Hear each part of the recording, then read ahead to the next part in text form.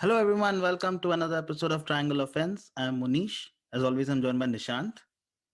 On today's episode, we'll focus on the Western Conference. In the past few episodes, we've spoken about the Lakers, we've spoken about Clippers at length. Every time we get an opportunity, we bash the Clippers.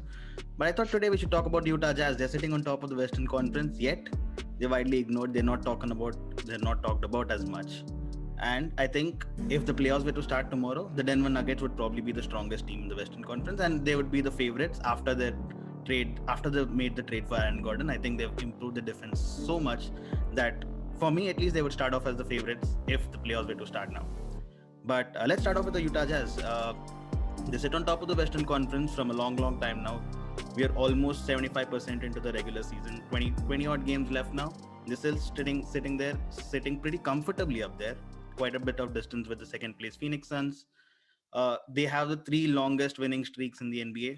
They just ended their 9-game winning streak. Dallas Mavs just crushed them completely today.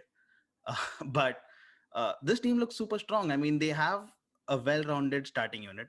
They have a bench to boast of. Jordan Clarkson, probably the sixth man of the year. Joe Ingles, shooting career, probably record true Yeah. shooting percentages, incredible numbers. This team is super strong. It's not a team you want to meet in the playoffs. Do you think they even have a weakness in them right now? Yeah, they do. Um, Mm-hmm. I don't know why, and I can't give a scientific answer. I don't think it is anywhere. But the feeling that I get overwhelmingly when I see the Utah Jazz is, why does it feel a whole lot like the Milwaukee Bucks from last season or the season before? Just Mm-hmm. tore through their conference and the other conference for good measure, led their conference by a mile, come to the playoffs, and then they come undone. Mm-hmm. But then when you think about it, when you dig deeper and maybe ask the follow up, the biggest this was right the writing was always on the wall for the Bucks. And there were just too many questions that needed to be answered, which is why they came undone. Mm-hmm. Excuse me. One, Giannis can't shoot jumpers. Mm-hmm. Still So can't. yeah, so he's a 7-footer Aryan Robin. Like, you know what he's gonna do. There's one trick, he does it exceptionally well. But there's one trick. So you can technically overload manpower against him, and unlike football, Mm-hmm. basketball is a much more narrow court. You can block lanes with two players. So then that was that. They took him out of the equation. Bledsoe usually takes himself out of the equation in the playoffs, at least on the offensive end. And Middleton comes and goes. He's erratic. When he's good, he's great, and when he's not, he's just abysmal. So we maybe could have should have seen that coming for the Bucks. For the Jazz, if anything, they played out of their skin last time around. Mm-hmm. Probably should have won that series. I still believe more than Nuggets winning it, they dropped that series. It happened twice for the Nuggets. I think the Clippers lost that series. I know the Nuggets came back, but there were so many opportunities for the Clippers to seal the deal. So many Mm-hmm. opportunities for Jazz to close out the series that they have no one to blame but themselves. Yep. So, but they've been there. They've played at the highest level. Their play style is such that you don't put undue pressure on one or two players to come up clutch to create something for themselves. If you look at their lineup, they don't really have a quintessential point guard, a playmaker, a creator, a play caller, someone who calls audibles on the court. Mm-hmm. There's a bunch of guys that do that, the audibles part. And the playmaking is a team thing. It's very fluid team ball.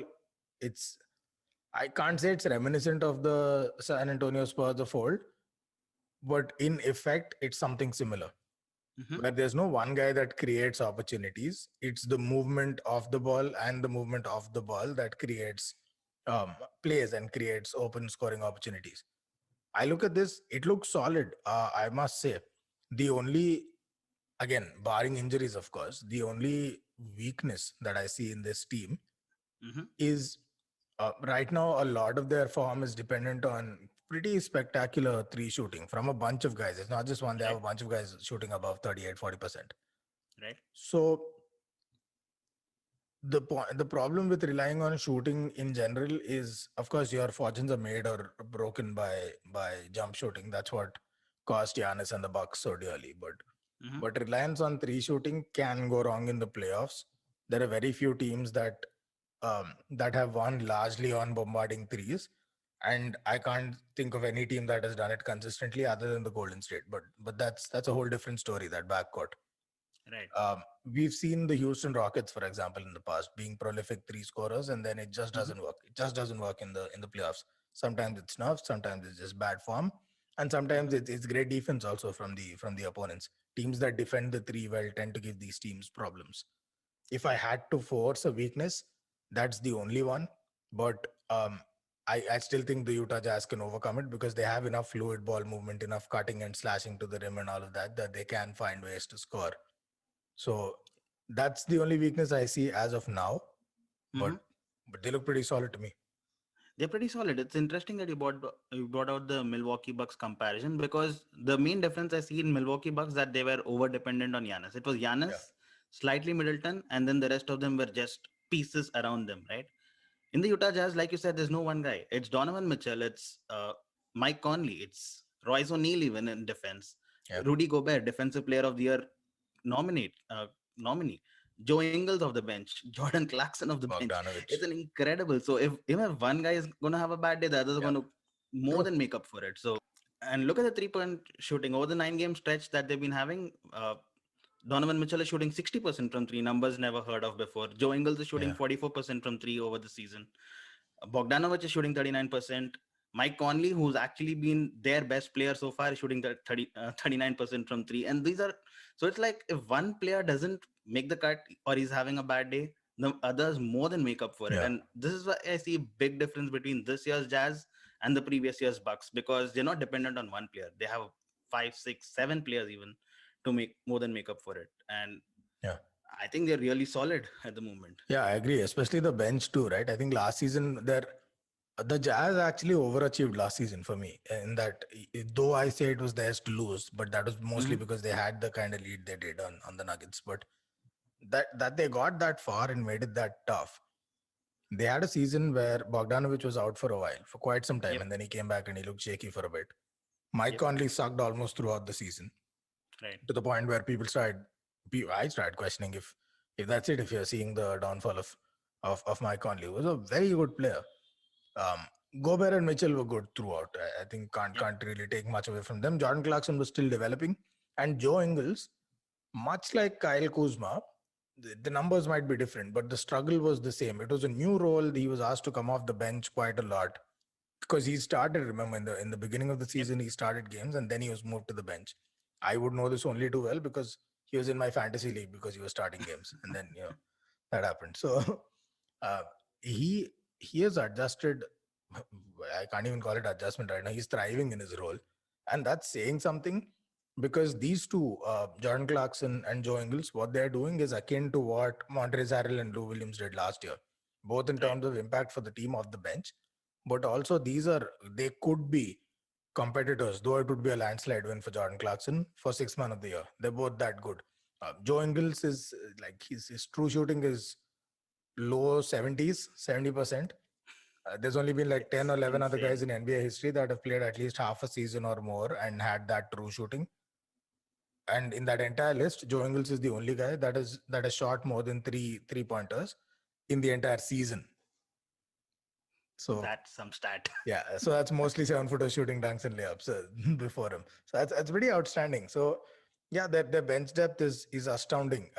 That probably sets them apart from a lot of teams in the West, where teams might be top heavy and don't have as much bench strength.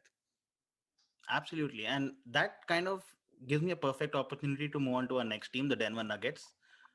And we spoke about Denver Nuggets briefly because they came back twice from 3-1 down the last Yeah, season. And the main problem this season is that they started slow and they didn't have a defense at all. They were amazing on offense. Jokic playing like an MVP. Jamal Murray having his on-off days as he does throughout his yeah, career, as he's been doing throughout his yeah, career. Michael Porter Jr. missed a bunch of games through COVID and protocols and all of that, and now he's back. But their defense was always lacking. Now, in the trade window, they went and fixed that. They got an Aaron Gordon who's a proper stopper. He's a proper defense guy. And when you have a team like that, when you have a team that consists of Jamal Murray, Michael Porter Jr., Aaron Gordon, Nikola Jokic taking up 4 spots out of those five. That's as strong as you can get. Does the Denver Nuggets, I mean, and I said this at the start of the show, if the playoffs were to start tomorrow, I would pick Denver Nuggets as my favorites for the Western Conference. Would you agree with that? Uh, no, I'd probably still value Utah ever so slightly higher than Denver. Mm-hmm. They've got an axe to grind from last season, so that'll be a matchup everyone would stop everything to watch. I'd give them a slight edge, and I'll tell you why. Denver Nuggets, uh, I think we were talking about this before the show, and as you pointed out, they sacrificed depth uh, for for basically Aaron Gordon for that firepower. Aaron Gordon, I buy what you say. Aaron Gordon can be a great defender. I've seen enough from him in several games to convince me that he can be a good defender.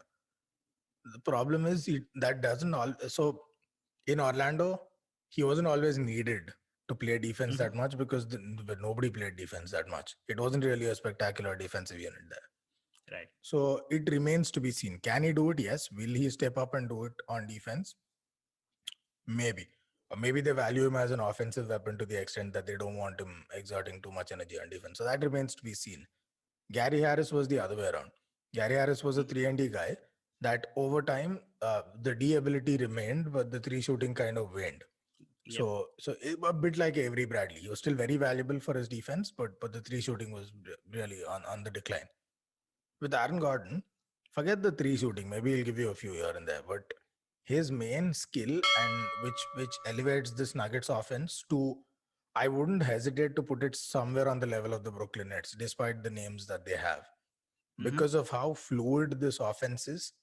Um, Jokic's playmaking ability, with all the potential permutations that they can have around him on the perimeter, and then Mm-hmm. somebody as potent as Aaron Gordon cutting to the rim. So that slasher ability is heavily underrated, but it'll come in so handy because when you think about these two guys and both can decently well put it on the floor, then you have a pick and roll and a roll and pick and a pick and roll and a fade.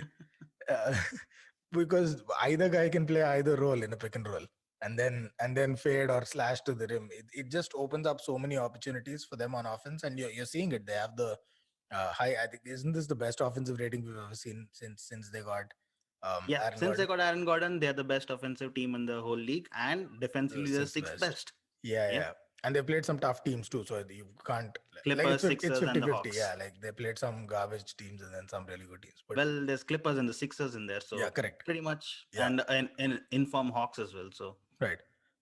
And their combined, I think they aggregate like a plus 61 plus minus. yep, So yep. it's just ridiculous. But depth, right? When you question depth, I actually don't think depth is the biggest problem for the Nuggets.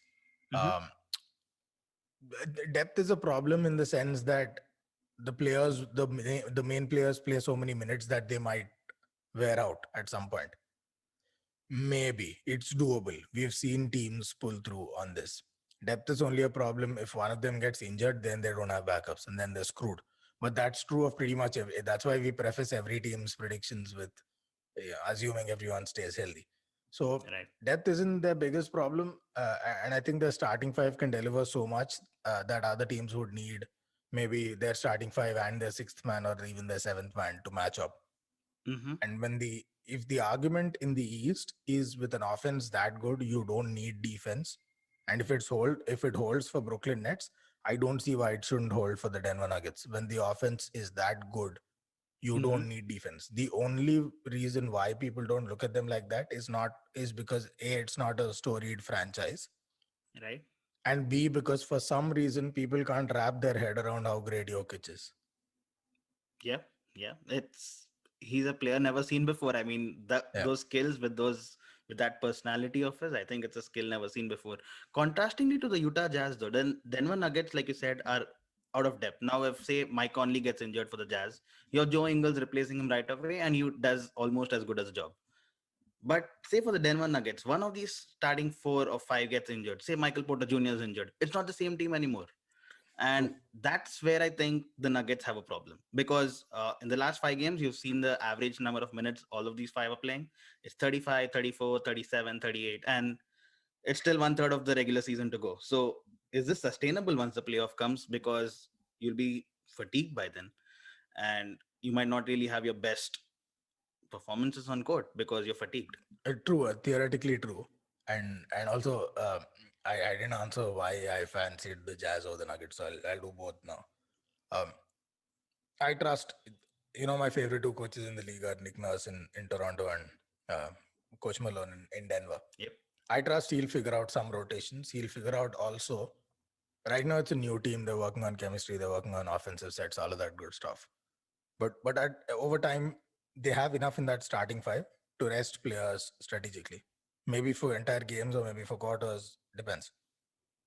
I would trust the coach to figure out how to manage minutes better. I'm assuming this is you've got a shiny new toy, you're putting it all on the floor, you're testing it out, putting it through the motions. But I think over time they will find ways and means to give players strategic breaks, maybe a quarter off, maybe a game off. I'm sure they'll figure that out. If anyone gets injured, they don't have backup. True, but that's my point. If once you start considering injuries, then every team's on the block. Lakers are ruined if one of the superstars gets injured. Same with the Clippers. Same with, I mean, look at the Warriors with one of their big guys out. It's true across the league. Sixers, even one of Embiid or Simmons is out, they're out. That's it. It's over. Mhm. It doesn't matter.